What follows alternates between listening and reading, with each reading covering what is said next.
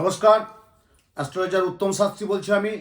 আমার প্রত্যেককে আন্তরিক প্রীতি, অভিনন্দন, একরাশ ভালোবাসা, আরও একবার কৃতজ্ঞতা জানাই, ধন্যবাদ জানাই। আপনার প্রোগ্রামটা দেখেন। আজকে আমি একটা বিশেষ টোটকা নিয়ে এসেছি। এই টোটকাটা কিন্তু আপনারা বসে বসে বাড়িতে করবেন, অমূল্য কাজ পাবেন, বিশাল সাফল্য পাবেন। এবারে বলবেন কেন, কি জন্য? আমি ইতিপূর্বে বলে এসেছিলাম, প্রচুর মানুষ করেছে, অসংখ্য অসংখ্য মানুষ করেছে, উপকৃত হয়েছে। তার জন্য আমি নতুন করে যারা পোর্টালে বা ইউটিউবে দেখছেন তাদের জন্য আরেকবার আমি বললাম, কিচ্ছু না, বসে বসে নিজে একটু মাথায় রাখবেন যে এই জিনিসটা আমার করণীয় আছে, করার দরকার আছে। দেখুন, বাস্তুশাস্ত্র বলে একটা শাস্ত্র আছে, জ্যোতিষশাস্ত্র একটা আছে, বাস্তুশাস্ত্র একটা আছে, তন্ত্রশাস্ত্র একটা আছে। প্রত্যেকটা একটা শাস্ত্র নিয়ে আমাদের চলতে হয়। তাহলে বাস্তুটাকে আমরা কিভাবে প্রচ্ছন্ন রাখবো, ভালো রাখবো। সুতরাং আমরা নিজে কি করতে পারি বাস্তু থেকে? ধরুন আপনি 6তলা 7তলা 8তলা একটা বিল্ডিং করে ফেলেছেন, তা সেটা তো আর ভাঙা যায় না। বা আপনি একটা জায়গায় স্থায়ী আছেন, দীর্ঘ 5 বছর 7 বছর 15 বছর হয়ে গেছে, ভালোই আছেন, কিন্তু হঠাৎ করে একটা আপনার ওই বাস্তু দেখা যাচ্ছে একটা সঞ্চার হচ্ছে না। তখন আপনি কি করে ওর থেকে বেরিয়ে আসবেন? নিজ কাজগুলো করবেন। কিচ্ছু কারো লাগবে না, কোনো গ্রহের প্রতিকার লাগবে না, কোনো রত্ন ধারণ করতে হবে না, কোনো কবচ তাবিজ পড়তে হবে না। শুধু নিজ কাজগুলো করুন, যে এই কাজগুলো আমাকে করতে হবে, এই জিনিসগুলো আমাকে মেনে নিতে হবে, এই জিনিসগুলো আমাকে মেনে চলতে হবে। দেখুন না কিছুদিন করে, তখন তো বলবেন যে হ্যাঁ, উত্তম শাস্ত্রী বলেছিলেন, আমরা কিন্তু করে ভালো আছি। কিচ্ছু না, যখন যা কিছু দৈনন্দিন জীবনে যেটা আছে সেটাকে আমরা যথাযথভাবে একটু যদি ফলো করতে পারি। যেমন ধরুন, প্রথমে আমি বলি, সকালবেলা ঘুম থেকে উঠে, সকালবেলা যে ঘুম থেকে উঠছেন, আমাদের সকাল যেটা প্রথম ঘুম থেকে উঠে কি জিনিস করবেন না, যেটা ঘুম থেকে উঠে কোন জিনিসগুলোকে আপনি মেনে চলবেন না, বা কোন জিনিসগুলো আপনি মেনে চলবেন। এই যে বাধা বিপত্তি, সাফল্য, ব্যর্থতা, ভালো মন্দ, আয় উন্নতি, লোকসান, যেটাই থাক না কেন, আমি এই জিনিসগুলো করব না। ধরুন আপনি দুপুরে একটু খাবার খেলেন, তারপর যদি আবার খাবারের পর খেতে চান, বা আবার যদি তারপর খান, তাহলে তো আপনার শরীর খারাপ হবে, এটা তো সবাই জানে। আপনার যতটুকু খাবার দরকার, যতটুকু আহার করার দরকার, ততটুকুই করবেন।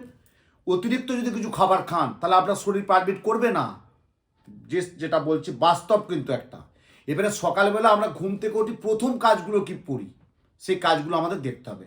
অনেকে দেখবেন আগেকার দিনেও করেছেন, এখনও করেন, মর্নিং ওয়াক করেন। সকালবেলা আমি দেখেছি অনেক বয়স্ক বাড়ির লোকেরা একটু আছে, তারা একটু ঠাকুরস্থানে যে ফুল টুল তুলে আনে, হ্যাঁ, একটু ফুল তুলে এসে ঠাকুরস্থানে রাখে, ঘর মোছে, বাড়িতে উঠোনে গেটে জল দেয়। হ্যাঁ, যারা বাড়ির কাজের দিকে বেরোবে, বাড়ির কর্তাই হোক বা গৃহকর্ত্রী হোক, বা বাড়ির ছেলেই হোক, বাড়ির মেয়েই হোক, সকালে কোনো একটা কাজে যাবে, কোনো ফ্লাইট যেতে হতে পারে, বা কোনো ট্রেন ধরতে পারে, তখন দেখবে বাড়ির আমি যারা আদার্স যারা থাকে তাদের উদ্দেশ্যে বলে একটু গেটে জল ঢালবেন। বাসি মুখে যেমন বেরোনো উচিত না, গেটে জল ঢালবেন। তাহলে আপনার বাড়িতে একটু জল দিয়ে পরিষ্কার হয়ে গেল, তারপর আপনি মুছুন না, যখন আপনার বাড়ি পরিষ্কার করার দোকান করবেন। যেটা করবেন না, সকালবেলা যেটা ঘুম থেকে উঠে কয়েক ঘন্টার মধ্যে এই জিনিসগুলো করবেন না। এগুলো করলে কি জানেন তো, আপনারা অনেক মানসিক কষ্টের মধ্যে পাবেন। দেখবেন আপনি এবারে এতদিন তো করে এসছেন, আমার কথাটা শুনে করবেন না, দেখবেন মিলে নেবে। যেমন বলছি, ভাঙা আয়নার দিকে কেউ তাকাবেন না। এই ভাঙা আয়না দিয়ে তাকালে কি হয়? সকালে ঘুম থেকে উঠে যদি ভাঙা আয়নার দিকে তাকান, তাহলে কি হয় বলুন তো? তার মানসিক স্থিতি এবং শান্তি দুটোই নষ্ট হয়ে যায়। সকালবেলা ঘুম থেকে যদি কেউ ভাঙা আয়নায় মুখ দর্শন করে না, তার যে একটা মানসিক স্থিতি বা একটা শান্তি, এই দুটোতেই কিন্তু বিঘ্ন হয় এবং নষ্ট হয়ে যায়। সকালবেলা ঘুম থেকে আমি দেখেছি অনেক ফ্ল্যাটি বা বাড়িতে দেখে এঁঠো বাসন রেখে দেয়। এটা রাখবেন না, অন্তত একটু ঢাকা দিয়ে রাখবেন। একটা কাপড় তাওয়াল যাই কিছু একটু ঢাকা দিয়ে রাখবেন। বা এখন তো খবরের কাগজ আছে, নিউজ পেপার দিয়ে একটু ঢাকা দিয়ে রাখবেন। সকালবেলা অনেকেই দেখেছি সকালবেলা উঠি এঁঠো বাসনটা দেখে ফেলে। এঁঠো বাসন থেকে তাকালে কি হয় জানেন তো? এতে দাম্পত্য কলহ হয়। যদি সকালবেলা ঘুম থেকে উঠে আপনার বাড়ির কাজের মেয়ে হোক বা কাজের যারাই পরিষেবা দাগ না কেন, বা আপনারা যদি বাড়ির গৃহকর্ত্রী যখন বাড়িতে এঁঠো বাসনটা রেখে দিচ্ছেন, একটু আচ্ছাদন দিয়ে রাখবেন। আচ্ছাদন, এঁঠো বাসন দর্শন করবেন না সকালবেলা ঘুম থেকে উঠেই। তাহলে কি হয়? দাম্পত্য কলহ হয়, অকারণে ওই সারা দিনটা কিন্তু একটা কলহের মধ্যে চলবে। একটু মেনে নেবেন, ভালো থাকবেন। দেখবেন এই যে ভাঙা ঘড়ি, দেখবেন ভাঙা ঘড়ি থাকে, একটু কিছুই না, 20 টাকা দাম, 10 টাকা দাম, একটা ব্যাটারি আনলেই হলো। বা ঘড়িটা কাজ করছে না, ফেলে দিন, আপনি একটা নতুন ঘড়ি নিয়ে আসুন। ঘড়ি কখনো বন্ধ রাখতে নেই। সাময়িক 2-4 ঘন্টা রাখলেন, ঘড়িটা বাজারে গেছেন, একটা ব্যাটারি আনতে গেলেন বা ঘড়িটা কিনতে গেলেন, সেটা আলাদা। কিন্তু আপনি দেখেছি দিনের পর দিন, ঘন্টার পর ঘন্টা, দিনের পর দিন, মাসের পর মাস ওই ভাঙা ঘড়ি রেখে দিয়েছেন। মানে ঘড়িটা কাজ চলছে না, ঘড়িটা কোনো কাজই হচ্ছে না, কিন্তু ঘড়িটা রেখে দিয়েছেন। আমি বললাম মোটেই করবেন না। কিন্তু তাতে কি জানেন তো, এতে কর্মে সাফল্য হয় না। সময় কথা বলে, সময় কথা বলে। এই কর্মে যারা কাজ করে, যারা কর্মের সাথে যুক্ত, তাদের সাফল্য কোনোদিন আসতে পারে না। আমার 2-4 ঘন্টা, 2-4 মিনিট, 10 মিনিট লাগতেই পারে, 1 ঘন্টা লাগতেই পারে ঘড়িটা চেঞ্জ করে বা ব্যাটারিটা কিনতে যতক্ষণ টাইম লাগলো। ঘড়িটা চলছে না, ছেড়ে দিন, অন্য একটা নতুন নিয়ে আসুন, বা রাখবেন না। কিন্তু এটা করবেন না, তাহলে কর্মে সে সাফল্য পাবেন না। আবার অনেকেই বাড়িতে দেখেছি সকালবেলা ঘুম থেকে করে খালি একটা গ্লাস রেখে দিল, একটা আমাদের জলের বোতল আছে খালি। এটি কেন রাখবেন? একটু জল ভরে রাখুন। একটু খালি বোতলে একটু জল ভরে রাখুন। খালি বোতল, খালি গ্লাস রাখবেন না। এগুলো একটু একটু মেনে নেবেন, একটু মানুন। দেখবেন যে উত্তম শাস্ত্রী বলেছিল, এই যে খালি পাত্রে যদি কেউ সকালে জল রাখে, তার দুর্ভোগ নেমে আসে। দুর্ভোগ তার নেমে আসতে বাধ্য। কি আছে, একটা বোতলে জলের হাফ জল রেখে দিন, বা একটা গ্লাসটা রেখেছেন, কাঁচের গ্লাস হোক, স্টিলের গ্লাস হোক, কাঁসার গ্লাস হোক, যাই হোক, উল্টিয়ে রাখুন।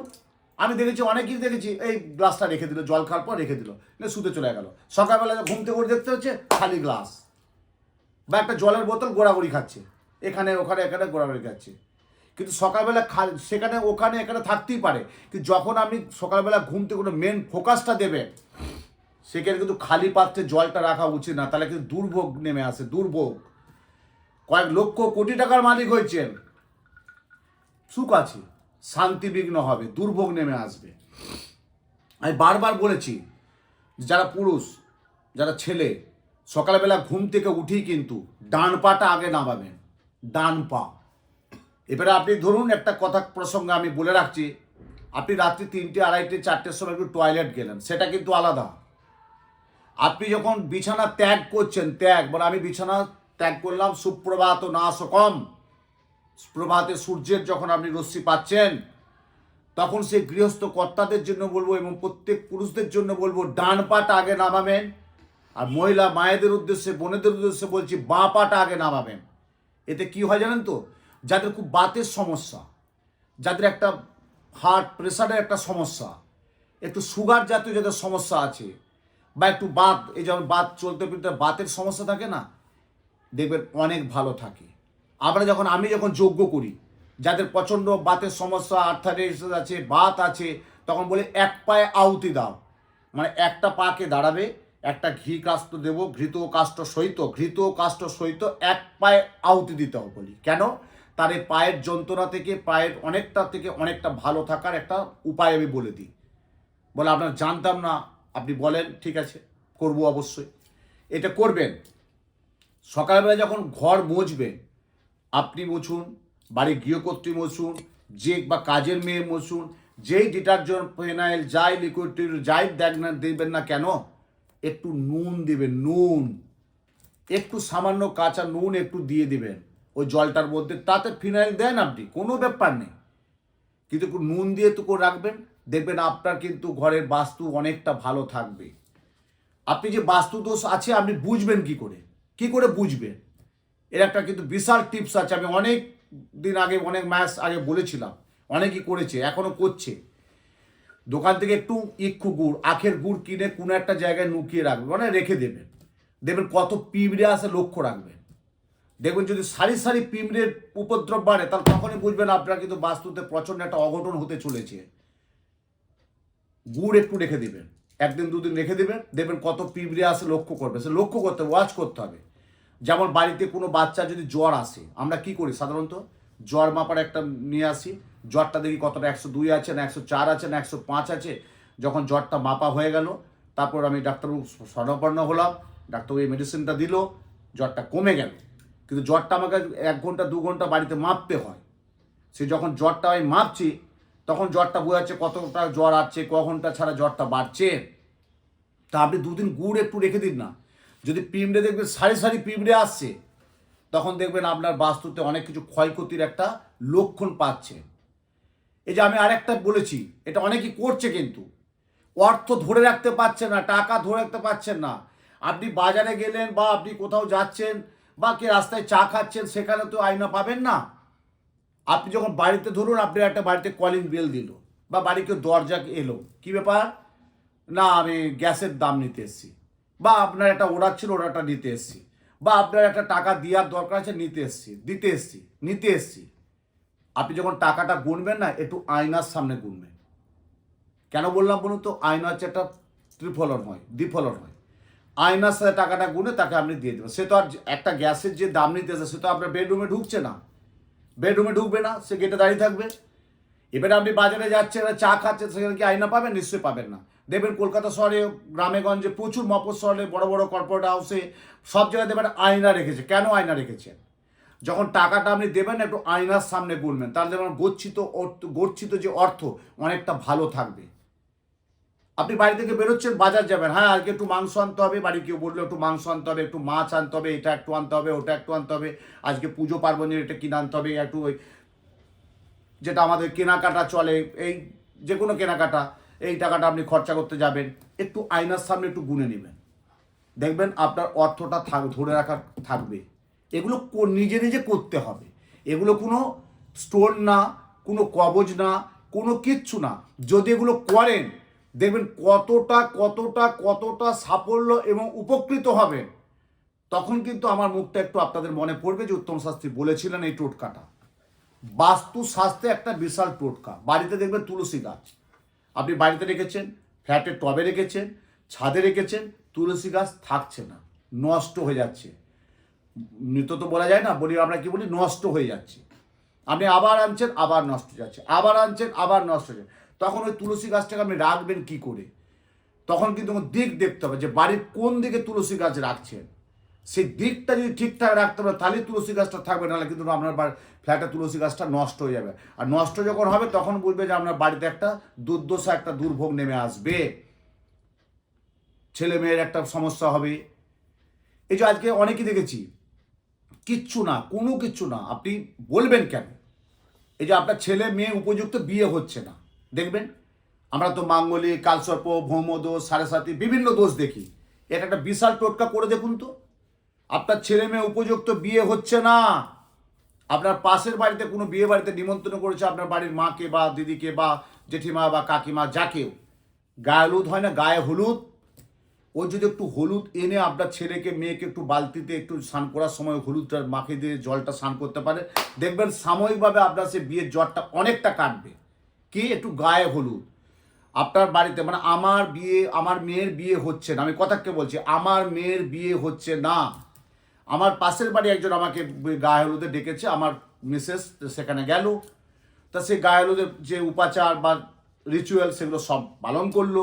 ওই একটু হলুদটা যে মেখে এলো, সেই হলুদটা যদি আমার মেয়েকে একটু বাথরুমে যদি স্নান করে বা কেউ গ্রামে যদি পুকুরে স্নান করে, একটু ঘটির মধ্যে ওই জলটা যদি দিতে পারে, দেখবেন সেই যে বাধাটা, সে বাধাটা কেটে আসবে। তারপর তো জ্যোতিষশাস্ত্রে কী কী আছে দোষ, সেটা তো পরের কথা। তা এটাই মানুন, এই করণীয়গুলো একটু করুন। যারা বিদ্যাক্ষেত্রে প্রচণ্ড অমনোযোগ হয়ে যাচ্ছে, গণিত শাস্ত্রে বিরাট ভয় পাচ্ছে, যারা বাস্তুশাস্ত্রে বলে আছে, তো যেমন বললাম, গণিত, ফিজিক্স, ম্যাথামেটিক্স, কেমিস্ট্রি, হিস্ট্রি, কিচ্ছু না, 17টা পেজ উল্টাবে, 17টা পেজের মধ্যে ভিতরে একটু ময়ূরপুচ্ছ রেখে দেবেন, মিলে নেবেন, আপনার ছেলে বা মেয়ে সেই পড়াশোনার প্রতি অনেকটা ভালো এসে যাবে, সেই স্বাস্থ্যটার প্রতি যে ভয় ছিল অনেকটা ভালো থাকবে। 17টা পাতা উল্টাতে হবে, 16তে চলবে না, 15তে চলবে না, 9-এ চলবে না, 10-এ চলবে না, 15-ই চলবে না, 17 পাতার পর 18 পাতার মাঝখানে ওই ময়ূরপুচ্ছটা একটু পালক রেখে দেবেন, ময়ূরপুচ্ছ। দেখবেন আপনার ছেলে মেয়ের বিদ্যা দেখবেন মিলিয়ে নেবেন, যে স্বাস্থ্যটার প্রতি দুর্বল ছিল সে স্বাস্থ্যটার প্রতি অনেক তার কনফিডেন্সটা বেড়ে গেল, তার মানসিক জোরটা বেড়ে গেল। আমি ইতিপূর্বে বলেছিলাম, করেছে, কিন্তু তা প্রমাণিত। এগুলো করবেন। আরও নতুন নতুন টিপস আমি আরও কিছু নতুনত্ব আমি দিয়ে দেবো। বাস্তুস্বাস্থ্য সম্পর্কে আজকে কিছু বললাম। এবার যারা ব্যবসা করছেন, কিচ্ছু না, ব্যবসার স্থানে ঠাকুরে আছে, লক্ষ্মী গণেশ আছে, নারায়ণ আছে, সব কিছু রাখুন না কেন, একটা বাস্তু রাখবেন, ব্যবসার স্থানে একটা যন্ত্র বসে রাখবেন, বা একটা কড়ি, যেগুলো কিছু দশকর্মা কড়ি কিনে আনবেন, 5টা কড়ি। ওই 5টা কড়ি যদি রাখতে পারেন আর 5টা সুপারি যদি রাখতে পারেন, একটা সিদ্ধি, একটু সিদ্ধি, নারায়ণের চেলি আছে, ওই চেলির মধ্যে 5টা কড়ি, 5টা সুপারি আর সামান্য একটু সিদ্ধিটা কি যে কল্পনীয় কাজ আপনারা জানবেন না। আমরা বলি কি, পার্বতী প্রিয়পুত্র সর্বসিদ্ধিদাতা গণেশায় নম, সর্বসিদ্ধিদাতা গান গণেশায় নম, গণপতে নম। ব্যবসা স্থানে 5টা কড়ি, 5টা সুপারি আর একটু সামান্য সিদ্ধি, নারায়ণের চেলি, লাল কাপড় না, নারায়ণের চেলি পাওয়া যায়, সাদাই হোক লাল হোক যাই হোক, ওই নারায়ণের যে চেলি আমরা দিই না বরণে, ওই নারায়ণের চেলির মধ্যে মুড়ে ঠাকুরের স্থানে রেখে দিবে, দেখবেন আপনার ব্যবসার আর্থিক উন্নতি হবে। মিলিয়ে নেবেন। আমি আরও পরবর্তী প্রোগ্রামে আরও কিছু নতুনত্ব আমি আপনাদের জন্য টিপস দেব। সঙ্গে থাকুন, সাথে থাকুন, ভালো থাকুন। নমস্কার।